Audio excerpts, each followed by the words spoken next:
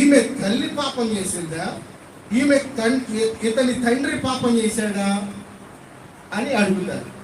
ఎవరు? శిష్యుడు యేసు ప్రభువు వారు.